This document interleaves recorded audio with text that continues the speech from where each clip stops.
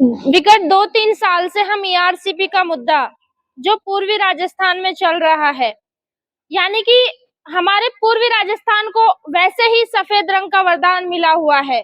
हम रंग बिरंगे कपड़े पहन करके उस वरदान को ढकने का काम करते हैं और काफी ऐसी जगह हैं जिनमें पानी की विकट समस्या है। दौसा, बांदीकुई, नादौती जैसा क्षेत्र है, इनमें पानी की बहुत विकट समस्या है। पश्चिमी राजस्थान जहां पर नहरों के माध्यम से पानी जाता है, पहले वहां पे बहुत बड़ी समस्या थी, लेकिन अब नहरों के माध्यम से वहां पे पानी जाता है तो खेती लोग करते हैं। लेकिन हमारे पूर्वी राजस्थान में चंबल नहर के माध्यम से डीपीआर बना करके 13 जिलों में इस चंबल नहर का पानी पहुंचाया जाएगा।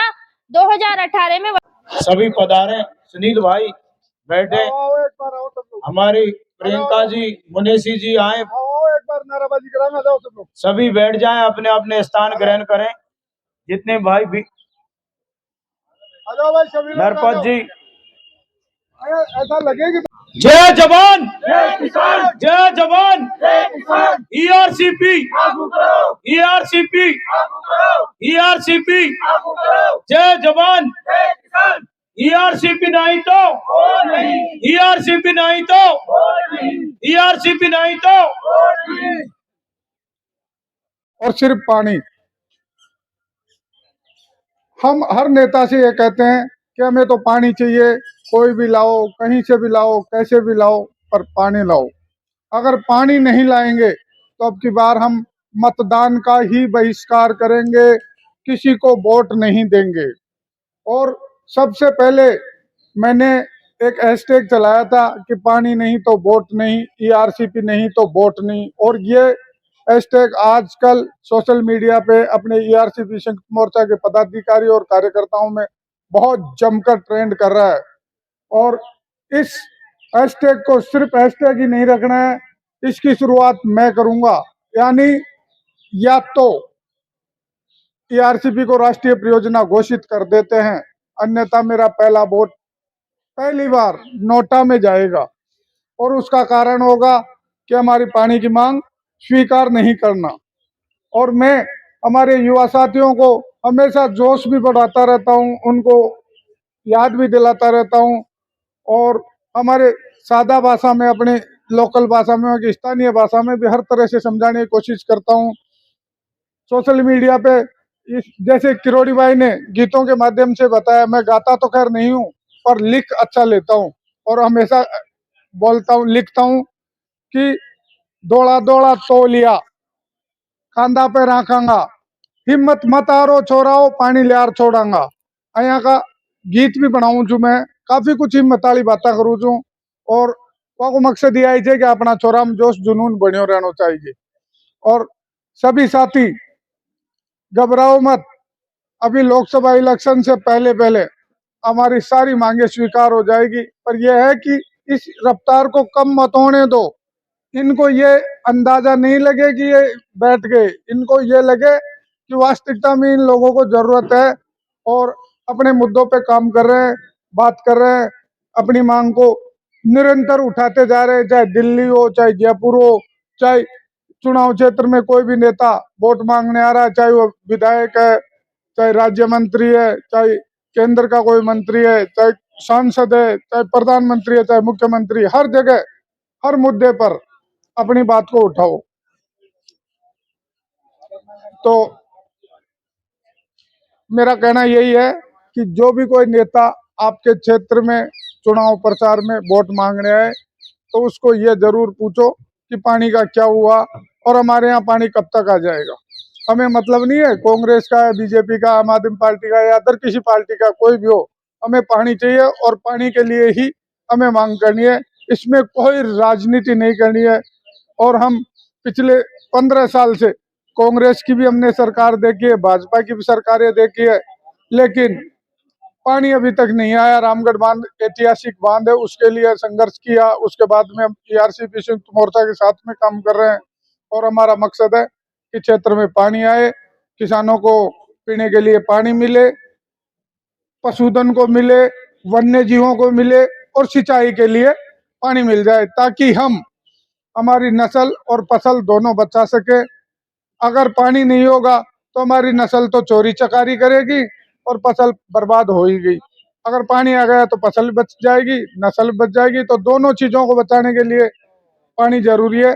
इतना ही बोलकर मेरे शब्दों को विराम देता हूँ। जवान भाई, जय हिंद, जय भारत। टोडा भीम की पावन धरा से 12 दिन में इसी जंतर मंतर पर एक दिन का धरना देकर फिर वापस अपने राजस्थान के लिए रवाना हो गए। अब दोबारा ईआरसीपी को राष्ट्रीय पन्ना घोषित करवाने के लिए हम धरना देने आए हैं। और वर्तमान में आप देख रहे हो कि राजस्थान में विधानसभा के चुनाव होने जा रहे हैं। दोनों पार्टियों ने अपनी कैंडिडेटों की, चाहे बीजेपी हो चाहे कांग्रेस हो, दोनों ने अपनी लिस्ट जारी कर दी है। और भी लिस्ट बाकी है, वो भी हो जाएगी। मैं सभी भाइयों से कहना चाहता हूँ कि ये हमारी मांग बहुत दिनों से चली आ रही है, लगातार 1.5-2 साल से। संयुक्त मोर्चा परिवार बड़ी मेहनत करता आ रहा है। पहले 2 बार पैदल कूच किया जयपुर के लिए, दिल्ली आए, फिर दिल्ली आए। और जब तक हम इसे राष्ट्रीय पन्ना घोषित नहीं करवाएंगे, इसकी नींव नहीं लगवाएंगे पूरी राजस्थान में, तब तक हम रुकने वाले नहीं हैं। तो इसी छोर में कार्यक्रम की लीला को आगे बढ़ाते हुए मैं हमारे सम्माननीय विगत 2-3 साल से हम ईआरसीपी का मुद्दा जो पूर्वी राजस्थान में चल रहा है, यानी कि हमारे पूर्वी राजस्थान को वैसे ही सफेद रंग का वरदान मिला हुआ है। हम रंग बिरंगे कपड़े पहन करके उस वरदान को ढकने का काम करते हैं। और काफी ऐसी जगह हैं जिनमें पानी की विकट समस्या है। दौसा, बांदीकुई, नादौती जैसा क्षेत्र है, इनमें पानी की बहुत विकट समस्या है। पश्चिमी राजस्थान जहां पर नहरों के माध्यम से पानी जाता है, पहले वहां पे बहुत बड़ी समस्या थी, लेकिन अब नहरों के माध्यम से वहां पे पानी जाता है तो खेती लोग करते हैं। लेकिन हमारे पूर्वी राजस्थान में चंबल नहर के माध्यम से डीपीआर बना करके 13 जिलों में इस चंबल नहर का पानी पहुंचाया जाएगा। 2018 में वसुंधरा राजे जी की सरकार थी, उन्होंने ये डीपीआर बनाई थी। और उन्होंने डीपीआर बनाते समय यह भी बोला था कि जो परियोजना 50% डेवलपमेंट पर बनाई जाती है, उसमें किसी भी राज्य से एनओसी लेने की जरूरत नहीं पड़ती। अब केंद्र सरकार ने ये रोड़ा अटका रखा है कि राजस्थान सरकार को इसमें एनओसी लेने की आवश्यकता है। यहाँ तक कि खुद वसुंधरा जी बोलती हैं कि इसमें एनओसी की कोई जरूरत नहीं है। तो हमारी राजस्थान सरकार से भी ये मांग है, हमारी राजस्थान सरकार से भी ये मांग है कि हमारे जो छूटे हुए बांध हैं, यानी जितने भी डैम हैं, 287 डैम हैं, उनको जोड़ो। क्योंकि जब हम केंद्र सरकार से इसकी मांग करते हैं तो केंद्र सरकार हमें बोलती है कि आप आपके छूटे हुए बांधों को राजस्थान सरकार से जुड़वाओ। तो हमारे काफी संघर्ष करने के बाद राजस्थान सरकार ने इस परियोजना में 53 बांध जोड़ दिए हैं। लेकिन अभी इस पर केंद्र सरकार अपनी राजनीति कर रही है। गजेंद्र सिंह शेखावत जी बोलते हैं कि हमें आप डबल इंजन की सरकार बना करके दो, हम इसको राष्ट्रीय परियोजना घोषित कर देंगे। लेकिन इन नेताओं को हमारे किसानों का दर्द समझ में नहीं आता। जो राजस्थान सूखा पड़ा हुआ है, बंजर धरती है, पीने के लिए पानी नहीं है, सिंचाई के लिए पानी नहीं है, उनका दर्द उनको समझ में नहीं आ रहा। दिल्ली मुंबई हाईवे बना, उसमें कितना करोड़ों का बजट पास हुआ, किसी भी राज्य से कोई एनओसी नहीं ली। तो जब ये सड़कें बनती हैं, इतना बजट पास होता है, तो फिर हमारे चंबल नहर परियोजना को राष्ट्रीय परियोजना घोषित क्यों नहीं करते? तो हमारी केंद्र सरकार से यही मांग है कि आप 2023 के चुनाव से पहले इसको राष्ट्रीय परियोजना घोषित करो, अन्यथा हम सड़कों पर उतरेंगे। आज ये 50 लोग बैठे हैं, ये हजारों की तादाद में आएंगे सड़कों पर और उग्र आंदोलन करेंगे।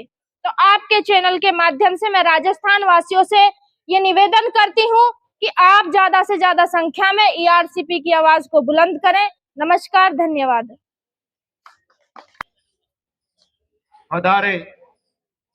हमारे पड़ोसी रूप बस्ती माता से अमित देवपाल जी, मैं उनसे कहूंगा वो आए, एक बार जोरदार तालियां बजाएं।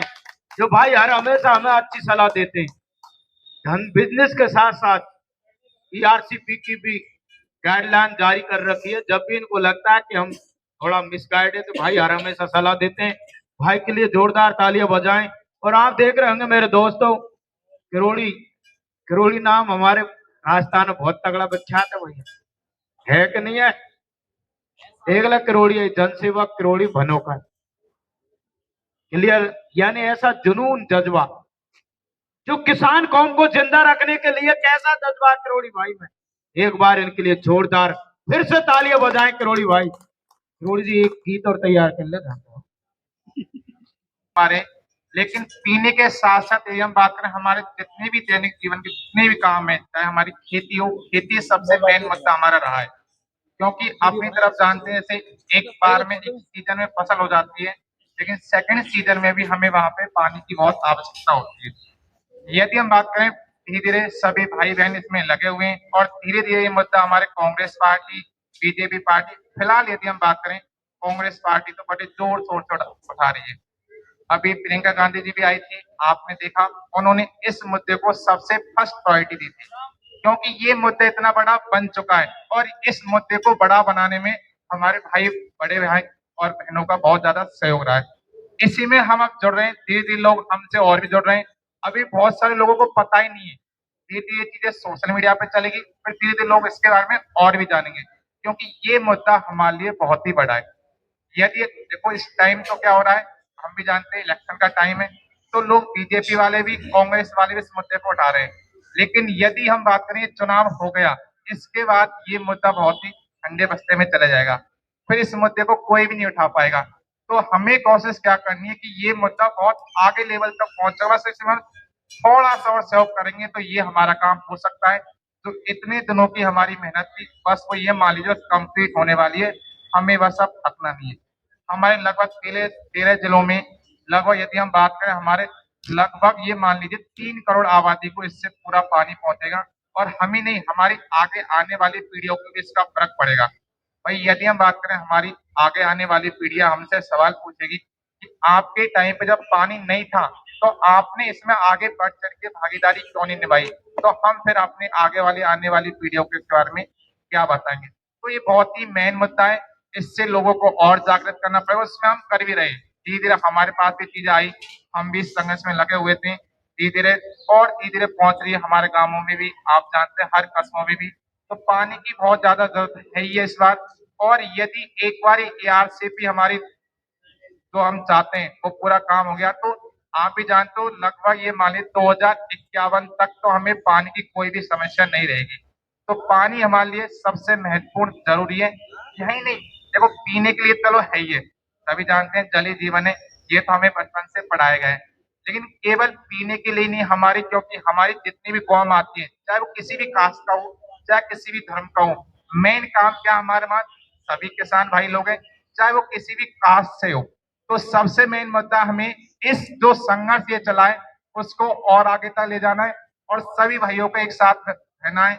अभी चुनाव का टाइम है, तो हो सकता है कि आने वाली पार्टी आपस में मतभेद भी कर सकती है, तो बीजेपी या कांग्रेस का किसी का होता है, किसी का सॉफ्ट कॉर्नर रहता है किसी पार्टी की तरफ, तो उसमें नहीं जाना है।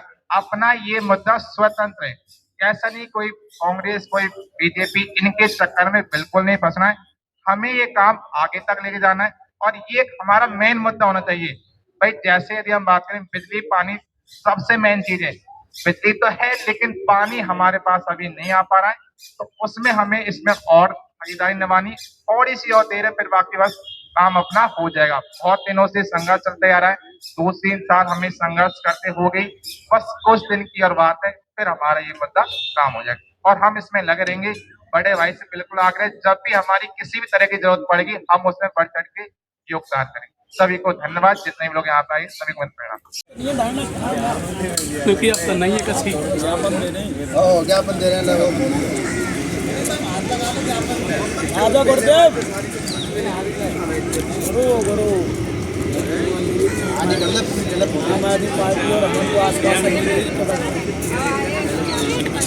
आज लगा करके आम आदमी पार्टी राजस्थान में पहले आज लगा दिए गुरु जी